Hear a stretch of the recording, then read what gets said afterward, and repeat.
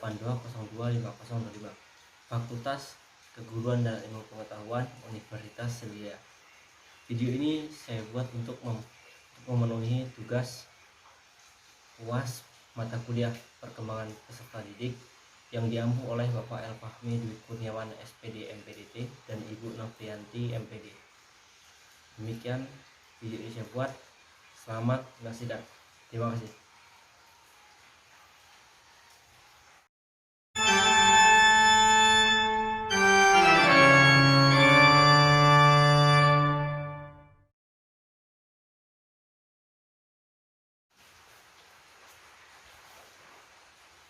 Baik, langsung saja pada soal yang pertama pada kasus Budi ini ya.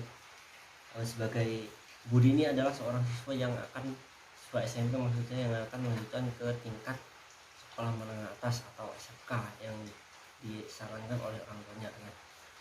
Bagaimana cara kita agar Budi ini bisa menerima keadaan yang dia rasakan saat ini? Nah, yang pertama yang dapat kita lakukan yaitu kita harus tetap memberi dia motivasi dan semangat agar dia tidak putus semangat ataupun putus sekolah. Jangan sampai dia putus sekolah. Nah, setelah itu kita bisa mengarahkan dia untuk mengambil jurusan yang ada di SMK ini, misalkan yang masih bersangkutan dengan bakatnya dalam bidang komunikasi, misalkan dalam artian ini teknik komputer dan jaringan. Nah, diharapkan dalam teknik komputer dan jaringan ini dia bisa mengoperasikan komputer sebagai sarana informasi dan komunikasi. Nah, untuk tetap mengasah bakatnya dalam komunikasi dalam berbicara, Budi ini kita arahkan untuk mengambil hal-hal yang positif. Misalkan ini ya, artinya misalkan kita suruh dia, kita bisa arahkan dia untuk mengambil jurusan atau mengambil ekstrakurikuler yang ada di sekolah tersebut, misalkan dalam ekstrakurikuler pramuka atau OSIS atau ikut ekstrakurikuler yang lain. Nah, di dalam artian ini ekstrakurikuler ini dia ini dapat bertemu dengan orang banyak ya, dengan masyarakat luas, supaya dia bisa mengasah kemampuannya dalam berkomunikasi atau komunikasi. Untuk selanjutnya tentang jenjang ke perguruan yang lebih tinggi yaitu universitas, kita bisa mengarahkan dia untuk pertama kali kita bisa memberi dia edukasi untuk bahwa walaupun dia sekolah di SMK tapi dia masih tetap bisa mengambil atau melanjutkan ke jenjang yang lebih tinggi. Nah, karena kan orang tuanya Ibu ini kurang mampu, jadi kita edukasi juga dia dan orang tuanya bahwa melanjutkan ke perguruan tinggi ini tidak sepenuhnya harus menggunakan uang yang besar ya. Misalnya dia memiliki bakat, nah banyak dari pemerintah sekarang itu memberikan beasiswa kepada mahasiswanya, kepada pelajar yang kurang mampu di Indonesia. Nah, jadi yang pertama kali itu intinya yang pertama itu kita kasih dia semangat terlebih dahulu, kemudian kita arahkan dia untuk mengambil jurusan atau dalam artian mengambil hal-hal yang positif. Kita bikin dia nyaman di jurusan yang diambil waktu SMK. Nah, setelah itu kita kasih dia edukasi bahwa walaupun dia sekolah di SMK tapi dia tetap bisa maju ke jenjang yang lebih tinggi. Mungkin itu saja dari saya. Terima kasih.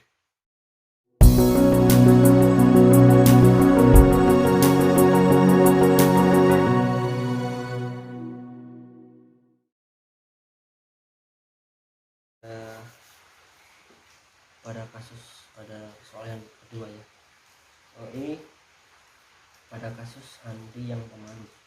Nah, memang banyak sekarang ini siswa yang sangat pemalu ya, yang tidak memiliki keberanian. Nah, padahal dia memiliki bakat yang sangat bagus dalam bidang teknik. Gimana cara kita sebagai pendidik untuk menimbulkan rasa keberanian dia agar dia mampu menunjukkan bakatnya di depan orang-orang? Nah, yang pertama dapat kita lakukan yaitu pertama kita beri dia tips atau motivasi bisa juga cara agar dapat memberanikan diri. Intinya itu kita kasih dia cara bagaimana supaya dia itu bisa berpikir bahwa saya ini benar, saya ini harus berani, saya ini harus mau, saya ini harus maju, saya ini harus jadi nomor satu. Nah, setelah itu kita bisa berikan dia latihan-latihan berbicara di depan umum, misalnya latihan berbicara di depan kelas. Bisa dimulai dari hal-hal yang ringan seperti menjawab pertanyaan-pertanyaan, kemudian bisa dilanjutkan lagi dengan maju ke depan untuk menjelaskan materi atau yang lainnya. Nah, untuk bakatnya dalam bidang teknik ya, untuk menunjukkan bakatnya itu kita harus memberikan dia dorongan agar dia mau, kita arahkan dia mau membuat sebuah produk. Misalkan membuat sebuah produk yang nantinya akan dia jelaskan keunggulan dari produk tersebut di depan semua umum, yang nantinya itu akan memberikan dia sangat waktu untuk dia belajar memberanikan diri. Nah, selain dari itu, untuk mengasah juga kemampuan dia dalam bidang teknik ya, kita harus tetap memberikan pelajaran-pelajaran yang baru untuk dia. Misalkan dia sudah bisa dalam bidang ini, kita ajarkan lagi dalam bidang yang lain, maksudnya yang lebih dalam lagi ya, untuk mengasah kemampuannya dalam ini agar dia tidak malu. Bisa kita arahkan dia untuk menjawab persoalan atau pertanyaan dari guru terlebih dahulu yang paling ringan itu. Kemudian kita bisa ajarkan dia untuk maju ke depan kelas agar dia mau mengungkapkan suaranya, mau mengungkapkan bahwa dia ini berani maju ke depan. Setelah itu kita bisa, kalau dia sudah memiliki mental ini, kita bisa mengarahkan dia untuk yang saya bilang tadi, untuk membuat sebuah produk misalnya. Nah, nanti kita bimbing dia, misalkan produknya sudah jadi, nah kita minta dia untuk jelaskan keunggulan dan kelemahan ataupun yang lainnya di depan umum, misalkan di depan satu sekolah misalkan. Nah, itu kan sama saja kita dapat 2 poin, dia bisa berani, yang kedua bakatnya dalam bidang teknik ini tidak sia-sia. Nah, itu ya. Terima kasih.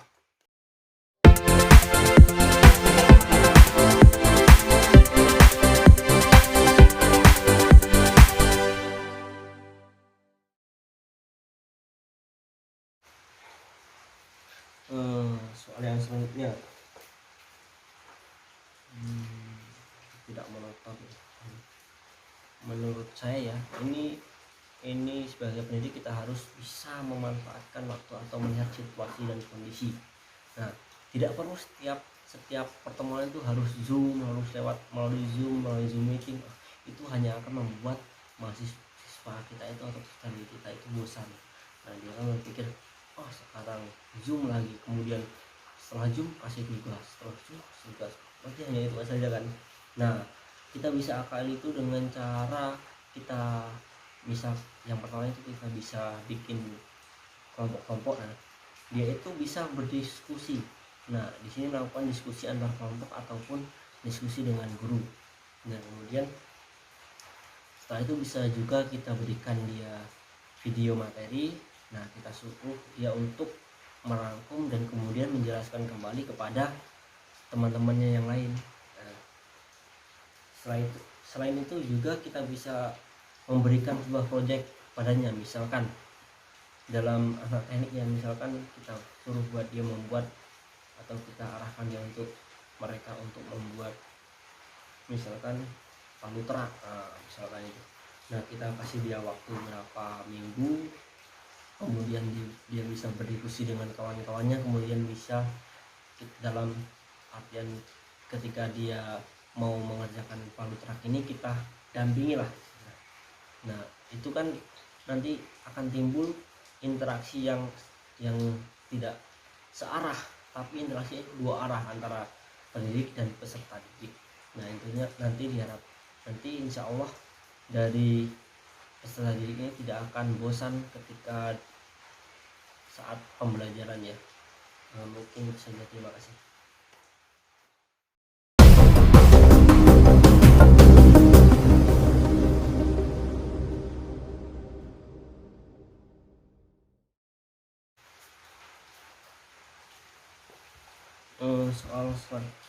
Kita ke soal selanjutnya, yaitu soal keempat ya.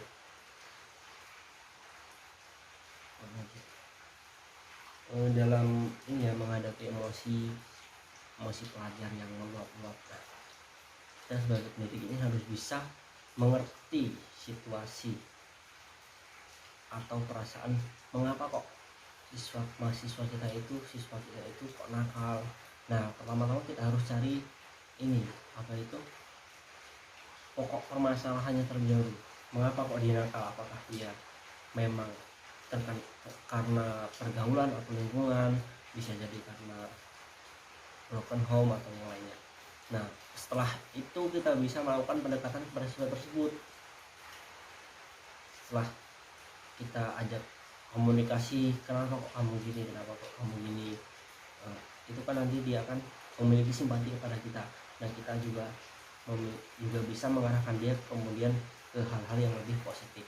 Nah, untuk misalkan hal yang lebih positif ini, misalkan dalam sekolah ya, misalkan kita arahkan dia untuk mengikuti ekstrakurikuler yang ada di sekolah, misalkan pramuka, ikut organisasi OSIS atau bela diri. Nah, kalau yang lebih bersemangat kan itu kan bela diri. Nah, kita bisa suruh dia untuk mengikuti bela diri yang ada di sekolah, misalkan untuk mengikuti kejuaraan. Nah, untuk menjauhi hal-hal yang negatif, kita bisa ajak dia untuk tetap waktunya itu dihabiskan untuk melakukan hal-hal yang lebih positif agar dia menjauh dari hal yang negatif. Misalkan waktunya kita bisa arahkan dia untuk lebih banyak belajar, lebih banyak berlatih, lebih banyak berorganisasi. Nah, dengan itu kan dia tidak memiliki waktu senggang, waktu luang untuk melakukan hal-hal yang negatif yang tidak bermanfaat baginya. Nah, itu intinya. Yang pertama itu kita melakukan survei dulu apa pokok permasalahannya, kenapa kok dia bisa nakal dan lain sebagainya. Dan kemudian kita bisa melakukan pendekatan kepadanya, kita melakukan interaksi agar dia ini mau mendengarkan apa kata-kata kita atau apa arahan dari kita. Nah, yang ketiga baru kita arahkan dia ke hal-hal yang lebih positif, misalkan ekstrakurikuler, misalkan pramuka, OSIS atau misalnya bela diri atau yang lainnya. Nah, setelah itu dia ini akan secara otomatis akan terjauh dari hal-hal yang negatif karena waktunya habis untuk hal-hal yang lebih positif. Nah, itu sekian dari saya. Terima kasih.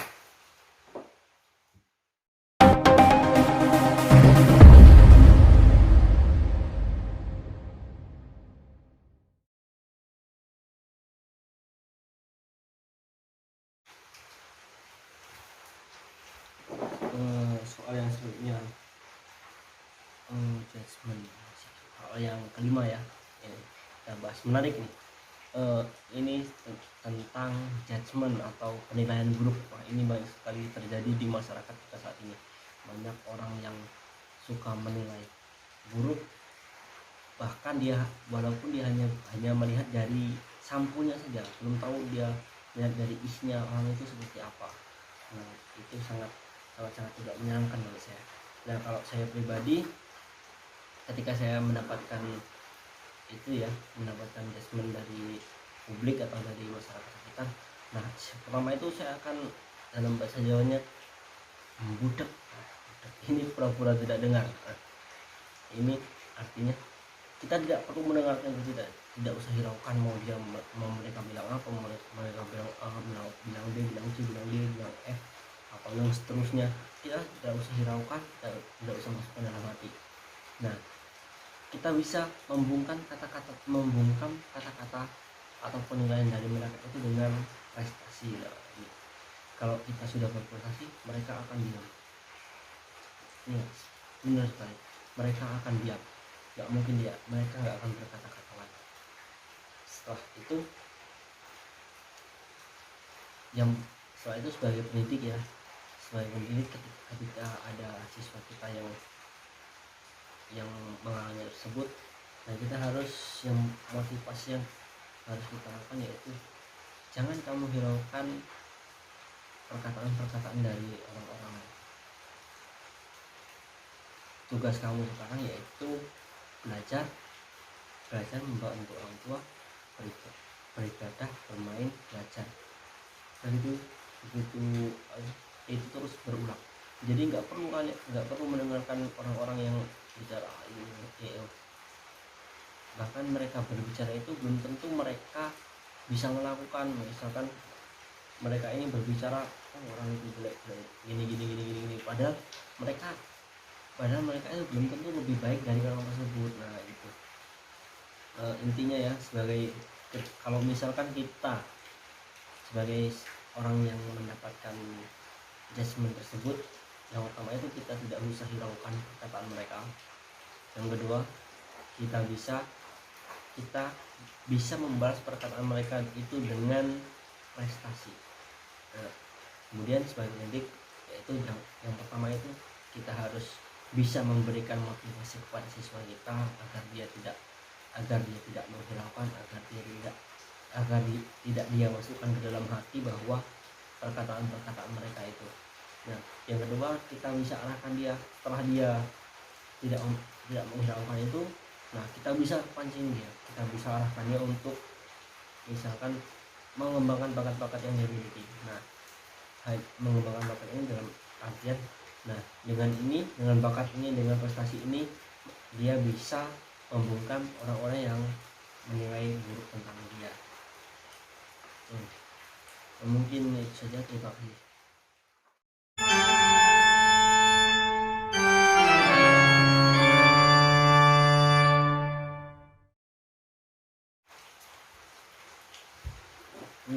Ke soal yang terakhir ya, ini sekali ini adalah motivasi atau kata-kata. Saya itu dalam hidup saya itu menerapkan beberapa kata-kata dalam hidup saya yang menjadi acuan saya dalam hidup agar saya ini tetap bersemangat dalam menjalani kehidupan sehari-hari. Nah, yang pertama itu ini kata-kata dari pembina pramuka saya waktu SMP dulu. Jangan pernah berhenti untuk mencoba dan jangan pernah mencoba untuk berhenti. Nah, menarik sekali kan? Pasti kalian sudah tahu apa artinya itu menurut tafsir kalian masing-masing. Nah, itu yang pertama. Yang kedua, ini agak dalam sih. Kadung teles jegur sisan. Artinya itu terlanjur basah menyelam sekalian. Nah, ini maksudnya ini kalau misalkan saya masuk ke dalam organisasi, saya sudah mencicipi organisasi itu seperti ini. Nah, saya itu harus menyelami lebih dalam organisasi tersebut. Intinya saya sudah mencelupkan tangan dalam organisasi tersebut.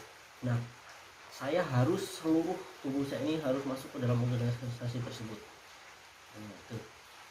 Kemudian yang ketiga itu ada lagi, bondo bau pikir nek perlu sak nyawa hisab.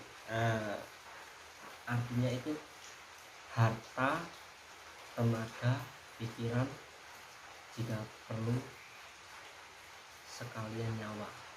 Maksudnya kalau kita sudah dikasih amanah, kita sudah dikasih tanggung jawab, kita harus melaksanakan itu dengan baik, dengan bersungguh-sungguh. Kita harus rela mengorbankan harta kita, tenaga kita, pikiran kita, bahkan jika perlu kita bisa mengorbankan nyawa kita. Dan misalkan ini dalam artian seperti contohnya ya, kita dalam perang. Nah, itu kan ketika perang zaman Nabi dulu, masa umat muslim itu mengorbankan mulai dari harta, tenaga, pikiran, bahkan ada yang berkorban nyawa. Nah, ini maksudnya itu walaupun ketika kita berkorban, ketika kita bertanggung jawab itu kita kesusahan tapi nantinya ketika kita sudah menyelesaikan tanggung jawab tersebut, kita akan lega, kita akan senang, kita akan bahagia. Mungkin itu saja 3 motivasi dari saya. Terima kasih.